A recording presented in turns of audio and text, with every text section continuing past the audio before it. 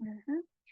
Alguém pode ler? Abre o microfone aí e lê para nós. Eu coloquei no chat aqui da mensagem, aqui do Zoom mesmo. Eu Vamos posso ler. conseguir. Posso? Tá.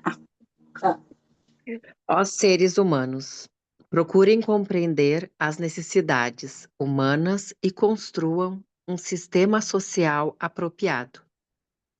Não tentem fazer nada por seus mesquinhos interesses pessoais ou de grupo, pois nada feito com uma perspectiva estreita e desprovido de ideação cósmica perdurará. A cruel mão do tempo obliterará e a mergulhará em um esquecimento que vocês não conseguem compreender. Não é necessário estudar livros para saber como se mover, o que construir, o que quebrar, o que preservar.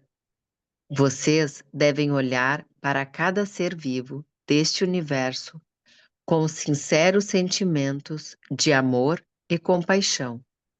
Só então perceberão que tudo o que vocês quebram, constroem ou preservam já está contido e vibrado pelo fluxo da bem-aventurada entidade macrocósmica. Por meio de ação misturada, com devoção e conhecimento, você descobrirá a vida da sua vida, o tesouro supremo do seu interior, aquela entidade suprema que você, sem saber, manteve escondida no templo dourado do seu coração. Shri Shri Anandamurti, The Evolution of Society, 1º de janeiro de 1955, de Amalpur. Obrigada, Lu. De nada. É, então, essa mensagem foi publicada em várias coletâneas, né, de livros. É um discurso, é um trechinho de um discurso. E, e eu estou lendo uma dessas coletâneas que se chama Subhashita Sangraha. Recomendo que vocês, quando tiverem oportunidade, acessem essa coletânea. São vários volumes e os discursos são incríveis. E esse é o primeiro discurso do volume 1 dessa coletânea. E que nos traz uma reflexão mais social, né? Nos traz uma reflexão, talvez, um pouquinho diferente do que a gente às vezes imagina, do que a gente às vezes espera, né? Quando a gente está num encontro espiritual, né? Quando a gente está num encontro de práticas espirituais, num encontro de yoga e meditação. Mas esse é um dos aspectos que faz a Nanda Marga ser bastante diferenciada, né? Considerando várias tradições, assim, dentro da tradição tântrica, né? Que é a tradição que a Nanda Marga, né, tem como no seu coração, assim, no seu cerne. A tradição tântrica sempre foi uma tradição espiritual que, que vê como inseparáveis a perspectiva do nosso autodesenvolvimento espiritual, das nossas práticas espirituais, com o desenvolvimento social. Eu quero comentar um pouquinho com você sobre isso, e, de certa forma, também uma coincidência, né? Eu ter escolhido esse texto, porque quando eu li ele, eu pensei, nossa, esse vai ser meu próximo Shastra. Eu já tinha lido outras vezes e eu sempre gosto muito, e esse trechinho que eu selecionei para a gente ler, né? Acho tão lindo, tão profundo e fala tanto da nossa realidade, né, do nosso dia a dia, fala tanto da nossa vida. Eu não sei quanto vocês pegaram. Depois, se vocês quiserem, eu coloco lá no grupo, nos grupos, né, nos vários grupos aí que a gente tem para a gente reler e refletir. Mas é uma coincidência porque exatamente hoje está começando um treinamento em Prout, né?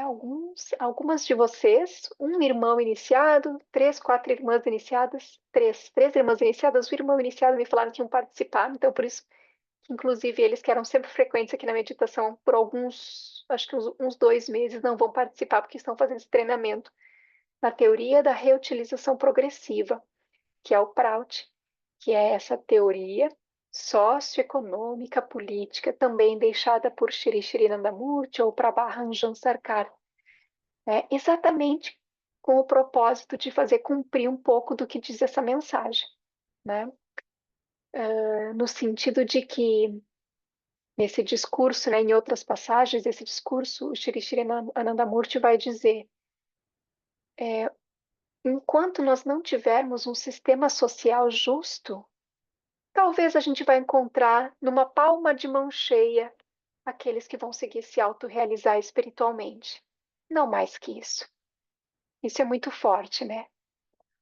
Considerando que a nossa natureza, o nosso dharma, né, aquilo que é da nossa essência, a nossa missão, é a gente alcançar essa autorrealização espiritual, é a gente conseguir encontrar esse fluxo da bem-aventurança, esse fluxo do amor, esse fluxo da felicidade infinita, aquilo que dentro também da nossa tradição, de uma forma talvez diferente de muitas outras, né?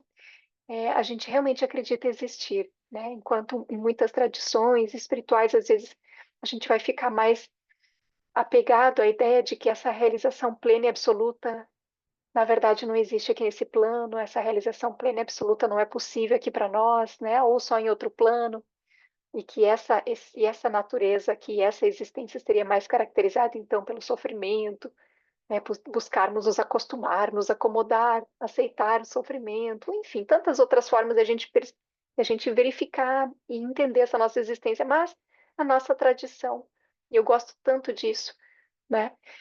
A gente acredita que sim, nesse plano também é possível. A gente está aqui porque também a gente pode alcançar aqui, nesse corpinho, nessa terra, nesse planeta, né?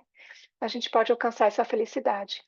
E eu acho que isso ressoa tão fundo no meu coração, eu acho que faz tanto mais sentido, eu que sou uma boa racional, né? Então eu entendo isso como tão lógico, mas ao mesmo tempo como algo tão visceral, tão essencial. Como que não seria aqui, né? Como que não seria aqui?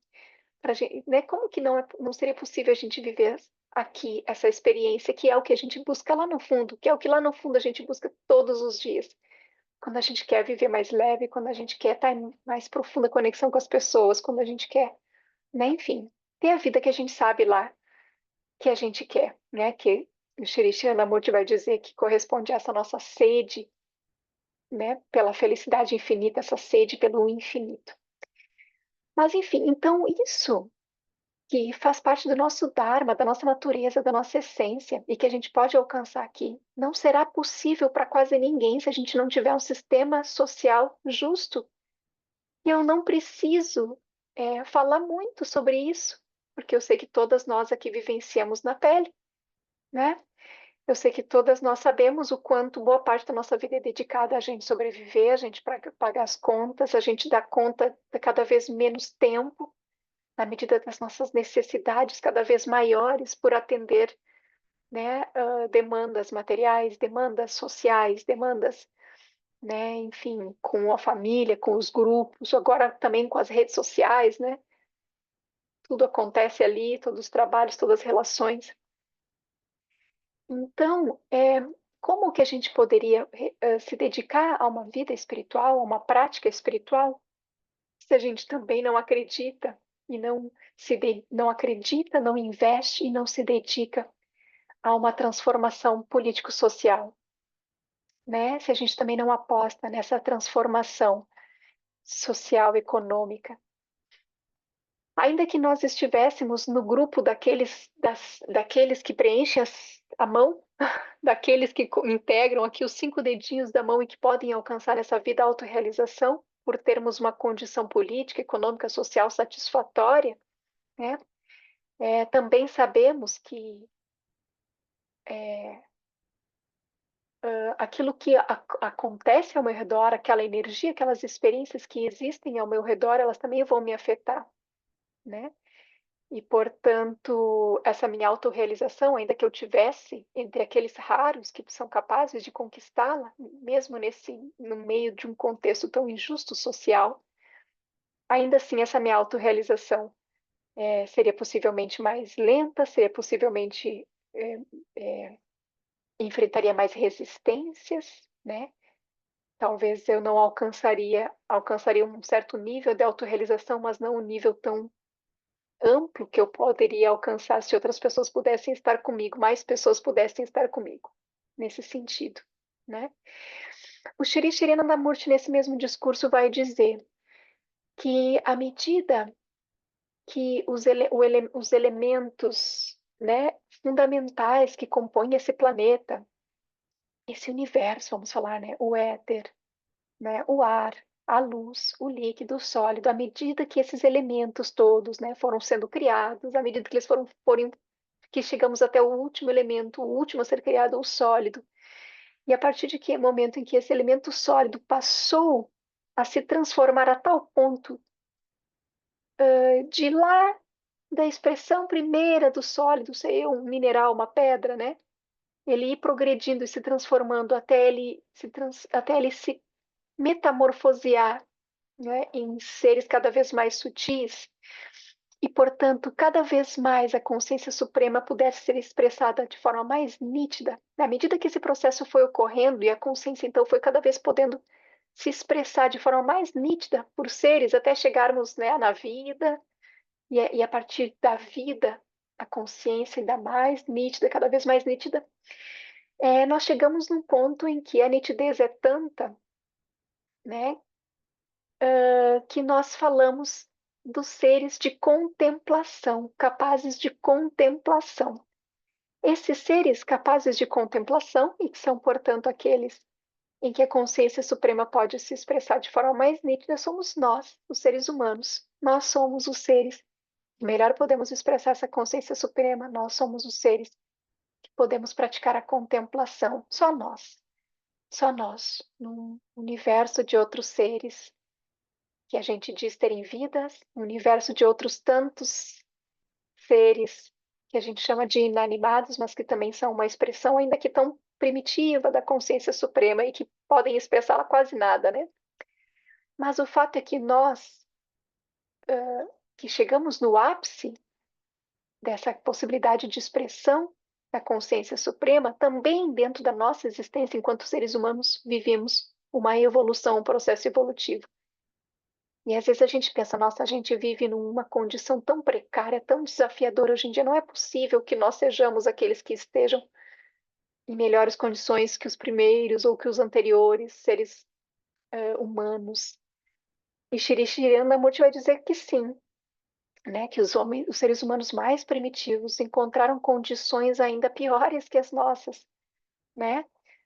Eles possivelmente todos os dias ou muito frequentemente, né, viviam ameaçados por seres que podiam matá-los a qualquer momento, né? Não tinham casas onde se proteger, não tinham alimentos assim a tão fácil acesso como a gente que basta, né, ir no supermercado, né? Passavam, não tinham como se proteger às vezes de ambientes, de condições climáticas, de condições da natureza extremas, né? Então nós somos aqueles que dentro de toda essa escala evolutiva, estamos em melhor condição de praticar a contemplação. Já somos seres humanos, o que por si só já é extremamente avançado, e como seres humanos temos condições materiais mais favoráveis que os outros. Mas nós sabemos que ainda assim não é fácil.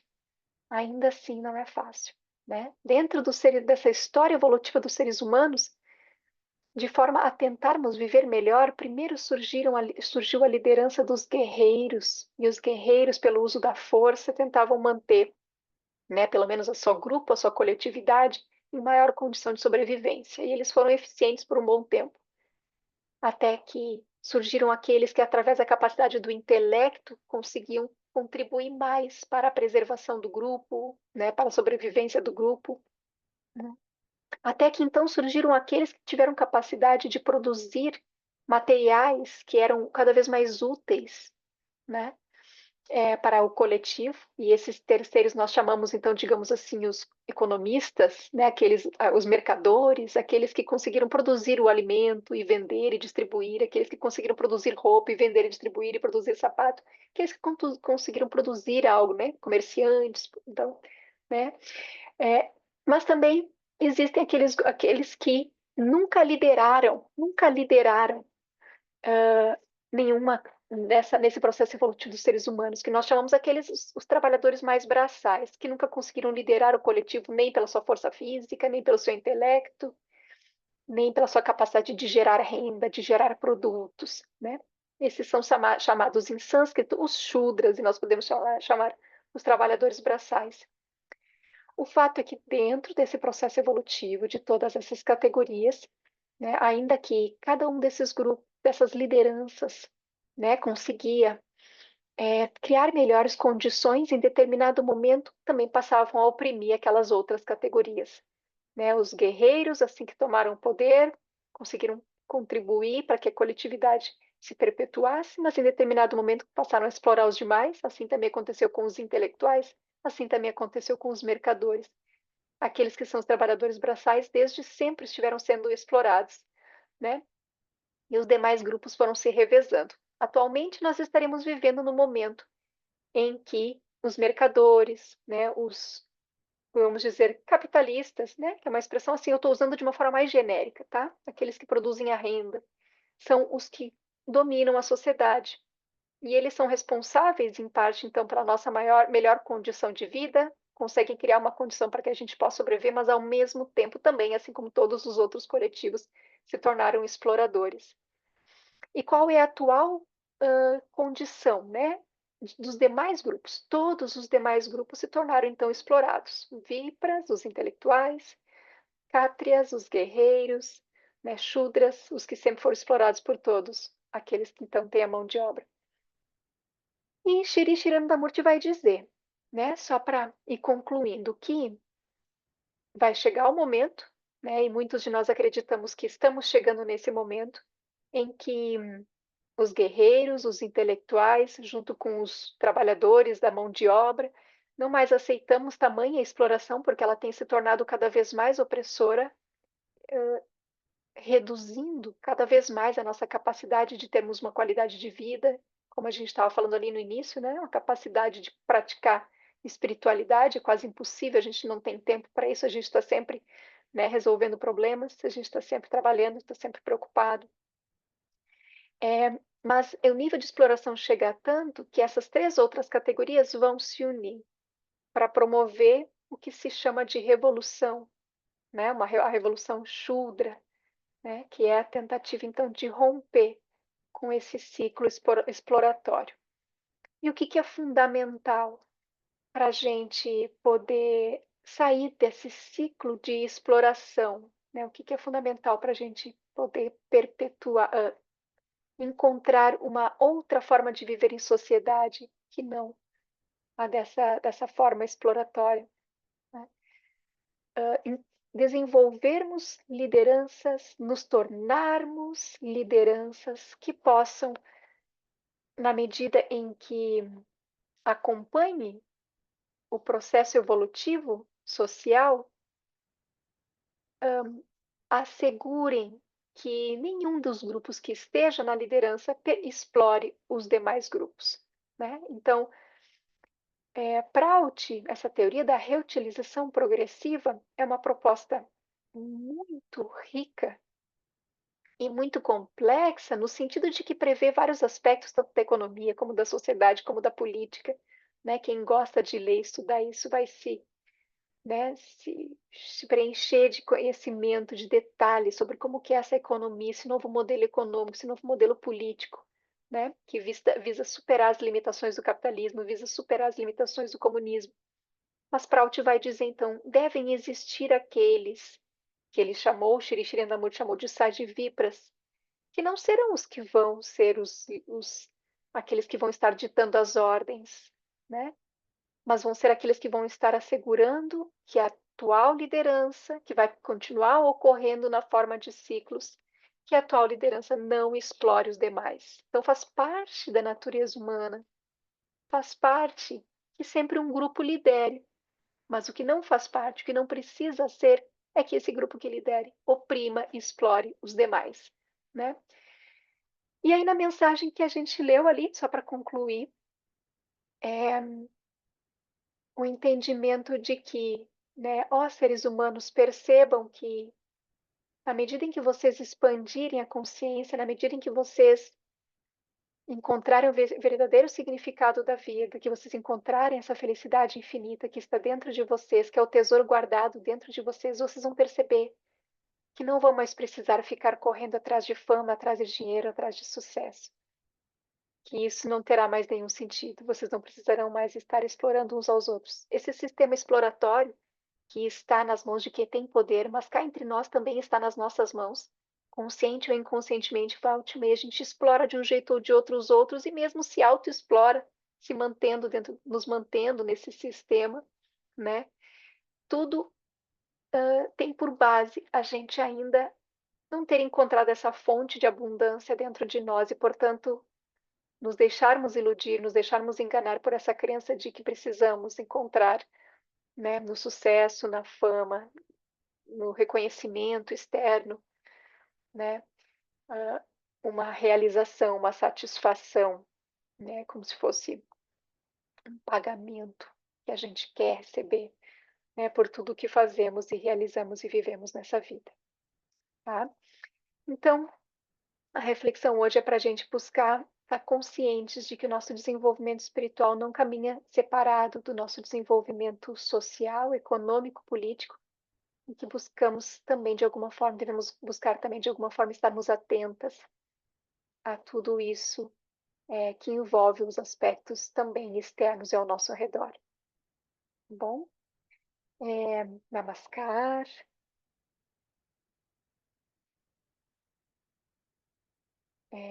Eu vou parar de gravar, mas eu queria saber se alguém quer fazer algum comentário.